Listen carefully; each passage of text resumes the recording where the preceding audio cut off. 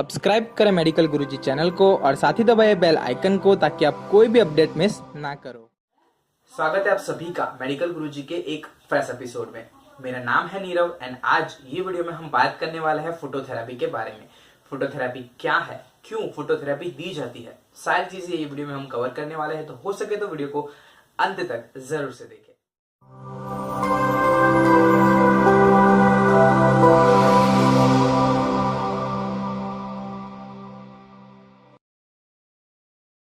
दोस्तों, baby jaundice एक बहुत ही कॉमन प्रॉब्लम है। आप मेरे अगर सब्सक्राइबर हो तो मैंने अपनी स्टोरी में भी शेयर किया था कि I recently become a father. तो यहाँ पे मैं थोड़ा अपना एक्सपीरियंस भी शेयर करने वाला हूँ कि मेरी डॉटर भी अभी एनआईसीयू में है जो फोटोथेरेपी ले रही है। तो यहाँ पे मेरा एक्सपीरियंस भी आपके साथ शेयर करूंगा और बताऊंगा भी सही कि फोटोथेरेपी में एग्जैक्टली होता क्या है। दोस्तों, यहाँ पे जब बच्चे का जन्म होता है तो 0 से 7 डेज के बीच में उसे जॉइंटिस होने के चांसेस बहुत बहुत ज्यादा होते हैं। काफी सारे फैक्टर्स होते हैं जिससे वो जॉइंटिस नहीं होता है। अगर वो फीडिंग स्टार्ट कर लेता है, उसका जो भी वो फूड ले रहा है वो अच्छा है, प्लस सन एक्सपोजर उसका ज्यादा है, तो चांसेस कम होते हैं बेबी जॉइंटिस के। लेकिन वहां पे 90% केसेस में ऐसे चांसेस होते हैं कि बेबी जॉइंटिस होगा। तो अब यहाँ पे उसे ट्रीट करने के लिए यूज होती है फोटोथेरेपी। नेचुरली अगर हो जाता है तो ठीक है, फीडिंग से, सनलाइट एक्सपोजर से, नहीं तो फिर ऑप्शन आता है फोटोथेरेपी का।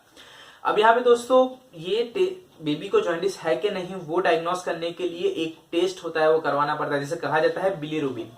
अब बिलीरुबिन के अंदर 3 पैरामीटर्स होते हैं, bilirubin indirect, direct and total. Indirect and direct का जो सम होगा वो मिलेगा टोटल में, जो 0.6 से कम होना चाहिए। अगर मैं अब मेरा एक्सपीरियंस शेयर करूं तो मेरे बेबी का समवेयर अराउंड 17.5 था, जो बहुत बहुत ज्यादा है। रिक्वायर्ड रेंज से, रिक्वायर्ड 0.6 से कम है, वो 17.5 के आसपास था, जो बहुत ज्यादा है।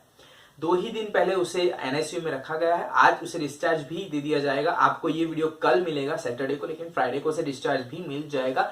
लेकिन ये फोटोथेरेपी दी जाती है। अब ये फोटोथेरेपी में होता क्या है, अब ये टॉपिक पे हम बात करेंगे। दोस्तों, फोटोथेरेपी में कोई रॉकेट साइंस नहीं है। अब से अगर मैं 5 साल पहले की बात करूं तो नॉर्मल लाइट का एक्सपोजर बेबी पे दिया जाता था, एक सेफ डिस्टेंस रख के। ताकि होता क्या था कि जो बिलीरुबिन है, जो हाई अमाउंट में है, वो कन्वर्ट हो जाता था नॉर्मल पैरामीटर में और फिर वो ब्लड में सर्कुलेट होता रहता था। तो यहाँ पे जो बिलीरुबिन है वो कम हो जाता था, तो बेबी जॉइंटिस जो है वहां पे क्योर हो जाता है। तो यही है बेसिक फोटोथेरेपी में कॉन्सेप्ट कि जो लाइट जाती है वो स्किन में प्लस ब्लड में एब्जॉर्ब हो जाती है, जिसकी वजह से ये जो बिलीरुबिन है वो कम होता जाता है, बेबी जॉइंटिस जो है वो क्योर होता जाता है। अब अगर मेरे एक्सपीरियंस से बात करूं तो 17.5 से लेके उसे एक सेफर रेंज में आने के लिए 2 दिन 48 आवर्स कंटिन्यूअस एक्सपोजर में रखा गया है। तो वो तो एग्जैक्ट कैलकुलेशन डॉक्टर आपको बता पाएंगे। तो ये फोटोथेरेपी है। लेकिन अभी मार्केट में नई टेक्नोलॉजी है जो है एलईडी फोटोथेरेपी। अब एलईडी फोटोथेरेपी में क्या होता है कि क्योर जो है बेबी वो जल्दी करता है, क्योंकि ज्यादा एफिशिएंट, लाइट एफिशिएंट रहेगी, प्लस जो सराउंडिंग एटमोस्फियर है वो गर्म नहीं होगा। अगर आज से 5 साल पहले की हम बात करें तो वहां पे एलईडी फोटोथेरेपी नहीं थी, वहां पे फ्लोरोसेंट लैंप और वही सारे यूज होते थे, हेलोजन फ्लोरोसेंट। तो होता क्या था कि सराउंडिंग एटमोस्फियर भी इतना ज्यादा गर्म हो जाता था। लेकिन एलईडी लाइट आ गई है तो अब जो लाइट अगर 48 आवर्स भी कंटिन्यूअसली यूज होती है तो हीट नहीं करती है।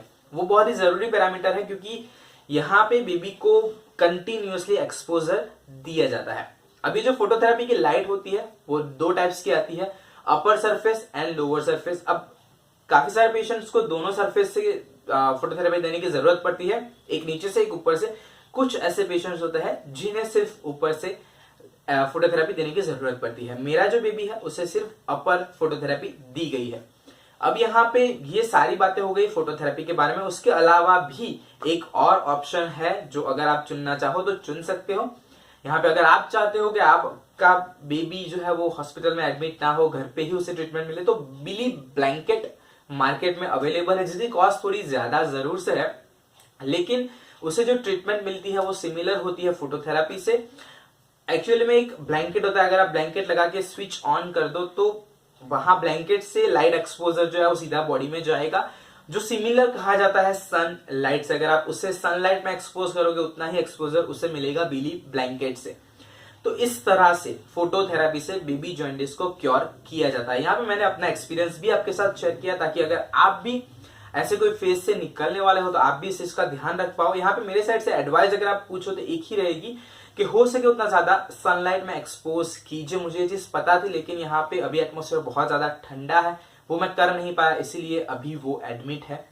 कल तक आपको वीडियो मिलेगा, मेरे हाथ में ही होगी, वो डिस्चार्ज उससे मिल जाएगा। तो यहाँ पे चीज ये है कि फोटोथेरेपी यूज होती है, बेसिक कॉन्सेप्ट है, फोटोथेरेपी यूज होती है बेबी जॉइंटिस को क्योर करने के लिए। बिलीरुबिन जो है वो लाइट एक्सपोजर में कम होता जाता है, बेबी जॉइंटिस क्योर होता रहता है। तो यही है बेसिक कॉन्सेप्ट फोटोथेरेपी के पीछे। आशा रखता हूं आपको वीडियो पसंद आया होगा। पसंद आया है तो लाइक जरूर से कीजिए, शेयर करना बिल्कुल भी मत भूलिएगा। अगर आपको ऐसे ही वीडियोस देखने हैं तो सब्सक्राइब कीजिए मेडिकल गुरुजी चैनल को और साथ ही दबाइए बेल आइकन को ताकि आप कोई भी अपडेट मिस ना करो। अगर आपके माइंड में कोई सवाल है, कोई सुझाव है तो कमेंट सेक्शन आपके लिए, मैं वहां पे आपसे बात करूंगा। ऐसे ही फ्रेश कंटेंट के साथ जल्दी से आपसे मुलाकात होगी। तब तक के लिए जय हिंद, वंदे मातरम।